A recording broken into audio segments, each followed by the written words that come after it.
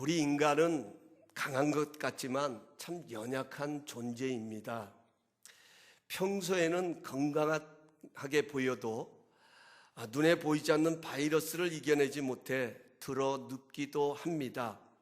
평소에는 당당하고 대범한 것 같지만 누구로부터 비난을 받는다든지 모욕적인 말을 들으면 자존심이 상하고 쉽게 상처를 받기도 합니다.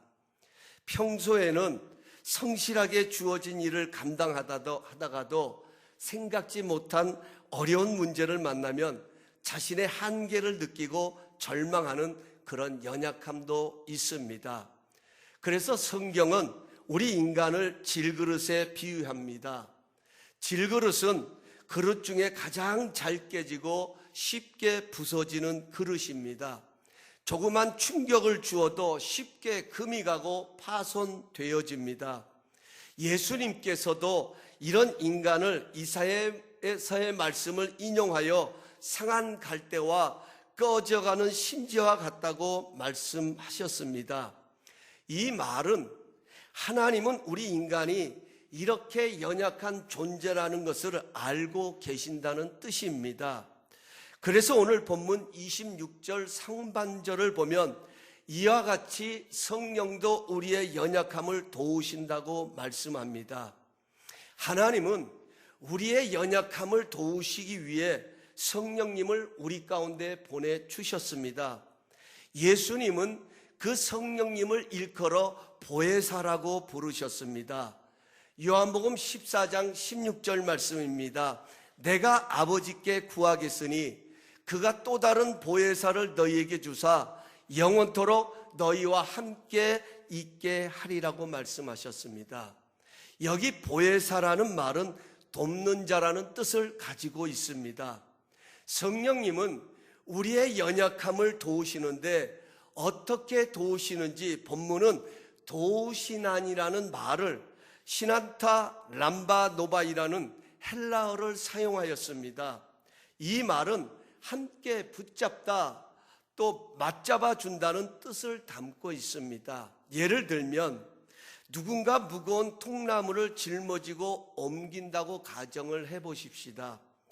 그것을 지켜보던 사람이 그를 도우려면 한쪽 끝을 붙잡아 주는 것입니다. 이것이 맞잡아 주는 것입니다. 이런 성령님의 도우심에 대하여 스펄전 목사님이 아주 실제적으로 설명한 글을 읽은 적이 있습니다. 옛날에는 오늘날처럼 엔진이 달린 배가 흔하지 않았습니다. 거의 노를 저어서 배를 움직였습니다. 노를 저어 배를 움직인다는 것은 보기에는 쉬워도 막상 하려면 잘 안 됩니다. 그래서 어부인 아버지는 아들에게 노 젓는 법을 가르쳐 줍니다. 먼저 아버지는 아들에게 노를 저어보라고 시킵니다. 아들은 평소에 아버지의 흉내를 내며 노를 젓지만 자기 키보다 더 큰 노를 주체하지 못하고 쩔쩔맵니다. 센 물살을 갈라가면서 배를 움직여야 하기 때문에 그 노를 젓는다는 것이 얼마나 힘이 딸리겠습니까? 아들은 낑낑거리며 노를 져보려고 애를 씁니다. 그때 아버지가 아들 곁에 와서 오른발은 여기 디딤목 위에다가 얹는 거야. 그리고 왼발은 바닥에다가 두고 왼손은 가볍게 너 위에다 얹기만 하면 돼. 그리고 오른손으로 노를 힘있게 잡아야 돼. 자, 됐니? 그러면서 이렇게 젓는 거야 하고 자세히 가르쳐 줍니다. 아들은 아버지의 말씀을 명심하고 그대로 따라 해보지만 쉽게 되지를 않습니다. 얼마나 애를 쓰는지 모릅니다. 보다 못한 아버지가 미소를 머금으면서 아들 등 뒤로 다가와 자신의 큰 손을 아들의 작은 손 위에 얹습니다. 그리고 노젓기를 시작합니다. 아들은 힘들이지 않고도 신나게 물살을 가릅니다. 아버지가 노를 젓는 대로 따라 움직이만 하면 되기 때문입니다. 아들은 이렇게 해서 노 젓는 법을 배우게 됩니다. 성령님이 우리의 연약함을 돕는다는 것도 이와 같은 것입니다. 성령님은 너는 저기 가서 가만히 앉아 있어, 내가 다 알아서 해줄게 하는 식으로 일하시는 분이 아닙니다. 여기 도우시라는 단어의 시제가 현재형입니다. 우리 성령님은 과거에만 우리를 도우시는 분이 아닙니다. 미래에 어느 날 우리를 도우실 분이 아니십니다. 성령님은 지금 우리를 도우십니다. 우리가 겸손히 성령님의 얼굴을 구하며 도우심을 구할 때 우리의 연약함을 함께 붙들어 주시고 도와주심으로 우리로 하여금 그 연약함을 이기고 돌파하게 만들어 주십니다. 그러므로 우리의 연약함은 성령님이 머물게 하는 필요 조건입니다. 우리는 연약함으로 인해 절망하지 말아야 합니다. 연약함으로 인해 넘어졌다고 불평해서도 안 됩니다. 연약함은 죄가 아닙니다. 사도 바울은 고린도후서 12장 9절에서 오히려 자신의 약함을 자랑한다고 말하고 있습니다. 왜 바울은 자신의 약함을 자랑했을까요? 자신의 약함으로 인하여 하나님을 의지하게 되고 하나님을 의지함으로 그리스도의 능력이 내게 머물러 있게 되었기 때문이라고 말하고 있습니다. 성령님은 우리가 연약하기 때문에 도우십니다.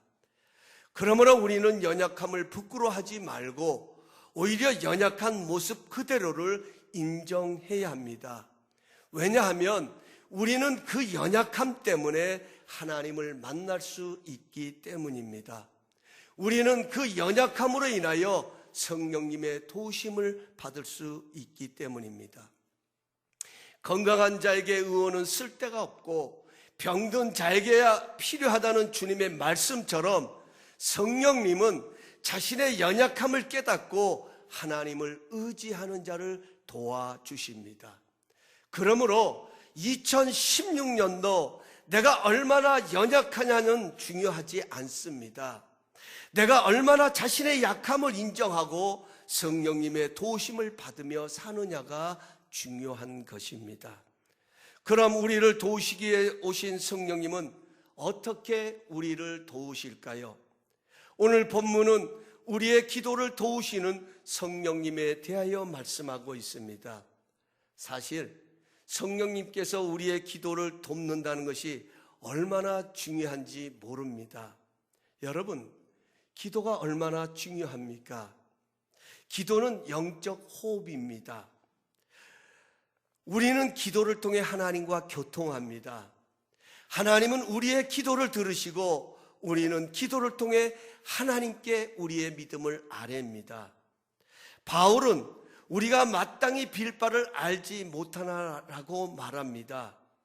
이 말은 기도는 해도 되고 안 해도 되는 것이 아니라 마땅히 해야 합니다.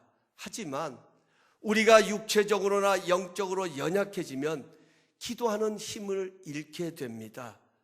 몸이 조금만 피곤해도 기도의 자리에 나가는 발걸음이 무거워집니다. 기분이 조그만 상한 일이 있어도 마음이 무거워 기도를 제대로 못합니다. 우리의 연약함은 기도를 못하게 하는 쪽으로 계속 우리를 작용하고 영향을 줍니다. 결국 우리가 기도의 힘을 얻지 못하면 우리는 연약함을 극복할 길이 없습니다. 그런 면에서 기도는 우리가 성령의 도움을 받기 위한 생명줄과 같은 것입니다. 그러면 성령님은 어떻게 우리의 기도를 도우실까요? 첫 번째로 말할 수 없는 탄식으로 친히 간구하신다고 말하고 있습니다. 성령님은 우리의 지치고 낙심되어 무엇을 기도해야 할지 몰라 하는 모습을 보실 때마다 말할 수 없는 탄식으로 도우신다고 말합니다. 여기 말할 수 없는 탄식이란 말로는 표현할 수 없는 신음을 말하는 것입니다. 탄식은 아무나 하는 것이 아닙니다. 연약함을 깨닫는 자가 합니다. 부모는 자식의 연약함을 보면 탄식이 절려 나옵니다. 단순히 원망의 한숨이 아니라 그 자녀의 미래를 위해 무엇을 해줄 수 있을까 하는 그런 깊은 한숨을 몰아쉬기도 합니다. 우리 성령님은 능력이시지만 인격을 가지신 삼위의 하나님이십니다. 그 성령님께서 우리 안에 거하시면서 우리의 마음을 들여다보신다면 어떤 감정이 드실까요? 사실 우리는 하나님의 자녀로서 하나님의 뜻 가운데 살아가기를 원합니다. 하지만 그렇게 살지 못하는 연약함이 있습니다. 아니, 그렇게 살아가려고 애쓰지만 아버지에게서 노젓는 것을 배웠던 아이처럼 여전히 힘에 겨워 지치고 뜻대로 되지 않아 상처와 절망을 경험할 때도 있습니다. 이럴 때면 어떻게, 무슨 기도를 해야 하나 하는 할 말을 잃어버리고 중언부언할 때도 있습니다. 어떻게 기도해야 하나님의 뜻에 맞는 것인지 모를 때가 있습니다. 그저 습관적인 말만 계속해서 내뱉을 때가 있습니다. 이럴 때 얼마나 답답하십니까? 이런 연약함을 보면서 영적인 기쁨이, 깊은 한숨이 절로 나오는 것입니다. 이럴 때 우리 안에 계신 성령님은, 아니, 우리의 내면을 살펴보시고 우리의 내면을 보고 계신 성령님은 우리보다 더 심한 탄식으로 우리를 위해 하나님께 간구하신다고 말씀하고 있습니다. 저는 이런 성령님의 탄식의 소리를 들을 때가 있습니다. 저도 제 자신의 한계를 경험하고 심한 낙심을 경험할 때면 무슨 기도를 해야 할지 입이 열리지 않을 때가 있습니다. 하나님 앞에 나와 기도하려고 하지만 답답해서, 아니, 어떤 기도가 해야 되는지 말문이 열리지 않을 때가 있습니다. 이런 제 자신의 연약함을 보면서, 주님, 내가 어떻게 하면 좋아요? 정말 주님, 내 모습은 이거밖에 되지 않습니다. 나는 아무것도 아니네요. 탄식이 절로 나오는 것을 경험할 때가 있습니다. 그러면서도 제 안에서는 더 영적으로 강한 자가 되어야겠다는 갈망이 일어납니다. 아니, 여기서 주저앉으면 안 된다는 생각이 강하게 자리 잡습니다. 아니, 하나님을 더 의지할 수밖에 없다는 그런 겸손함이 자리 잡는 것을 느끼게 됩니다. 더 기도해야겠다는 마음이 강하게 자리 잡습니다. 저는 이것이 제 안에서 일하시는 성령님의 탄식의 소리라고 믿습니다. 낙심 가운데서도 다시 일어서려고 하는 것은 결코 제 자신의 능력이 아니라 나를 위하여 말할 수 없는 탄식으로 친히 간구하시는 성령님의 도우심이 있기 때문이라고 저는 확신합니다. 어려운 가운데서도 더 기도해야겠다는 마음이 자리 잡는 것은 말할 수 없는 탄식으로 나를 위해 간구하시는 성령님의 도우심이 있기 때문입니다. 이런 성령님의 도우심이 있다는 것이 얼마나 감사합니까? 우리의 연약함을 함께 짊어지시고 탄식하는 분이 계시다는 것이 얼마나 감사합니까?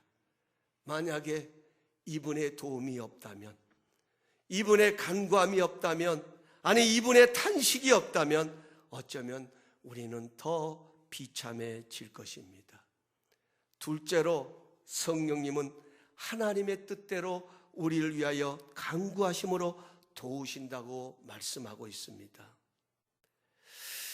여러분, 신앙생활에 있어서 가장 어려운 부분이 있다면 바로 이 부분이 아닐까요?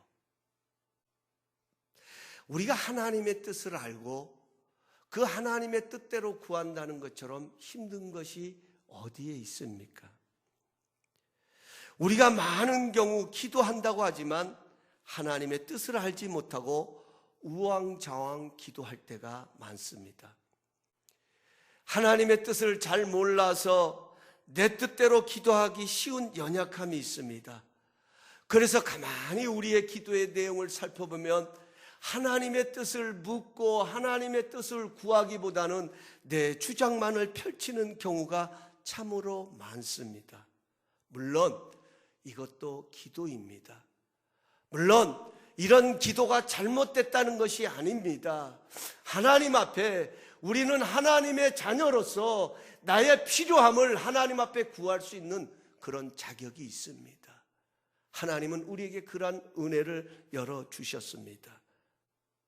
그러나 꽁대 주장이 하나님의 뜻이 아닐 수 있다는 것도 기억해야 합니다. 내가 원하는 것이 꼭 하나님이 원하시는 것이라고 말할 수는 없다는 것입니다. 그래서 우리는 내 뜻대로 하지 마옵시고 아버지의 뜻대로 되기를 원하나이다라고 기도해야 합니다. 성령 하나님과 성부 하나님은 서로의 생각을 너무나도 잘 알고 계십니다. 그러므로 우리 안에 계신 성령님은 하나님의 뜻이 무엇인지를 너무도 잘 아십니다. 하나님 아버지의 관심이 무엇인지를 잘 알고 계십니다. 성령님은 우리를 위하여 하나님의 뜻대로 기도하시기도 하시지만 기도하는 우리에게 하나님의 뜻을 계시하여 주셔서 하나님의 뜻을 알 수 있도록 깨달음을 허락하여 주셔서 그 하나님의 뜻을 따라 기도하게 하십니다. 그러므로 우리는 기도할 때 늘 하나님의 뜻을 물어야 합니다. 하나님의 뜻대로 하는 기도는 반드시 능력이 되어 우리에게 열매로 나타나기 때문입니다. 이제 말씀을 맺겠습니다. 사람은 강한 것 같으면서 참 연약한 존재임에는 틀림이 없습니다. 그럼에도 감사한 것은 하나님께서 우리의 연약함을 잘 알고 계신다는 것입니다. 그래서 천지 만물을 창조하시고 예수 그리스도를 죽은 자 가운데서 살려내신 그 성령님께서 우리의 연약함을 도우시기에 우리 가운데 찾아오셨습니다. 이것처럼 고마운 일이 어디에 있습니까? 여러분, 이것처럼 감격스러운 일이 어디에 있겠습니까? 내 연약함을 알고 그 연약함을 함께 붙들어주고 능히 이기고 돌파하도록 내 곁에서 돕는 분이 있다는 것, 얼마나 든든한 것입니까? 얼마나 큰 힘이 되고 위로가 되는 일입니까? 성령님은 친히 우리를 위해 탄식하는 기도로 우리의 연약함을 도우십니다. 친히 하나님의 뜻대로 우리를 위해 간구하심으로 우리의 연약한 기도를 온전케 하여 주십니다. 우리가 골방에 들어가면 함께 들어가시고, 우리가 무릎을 꿇으면 함께 무릎을 꿇으시고, 우리가 입을 열면 함께 입을 여시고, 우리가 탄식하면 함께 탄식하시고, 우리가 기도를 마치고 일어서면 함께 일어서시는 성령님이 우리 곁에 계심을 감사하십시다. 성령님의 도우심이 있는 한 우리의 연약함은 자랑이 될 것입니다. 2016년 성령님의 도우심을 받으며 살아가기를 원하십니까? 그렇다면 기도의 땀방울을 흘리십시다. 반드시 하나님의 뜻대로 우리를 위해 간구하시는 성령님의 도우심을 경험하게 될 것입니다. 하나님의 뜻대로 하는 기도는 반드시 능력의 열매를 맺게 될 것입니다. 2016년 그 성령님의 도우심을 구하고 의지함으로 그 어느 해보다도 풍성하신 하나님의 은혜로 충만함을 이루는 복된 역사가 일어나시길 예수님의 이름으로 축복합니다.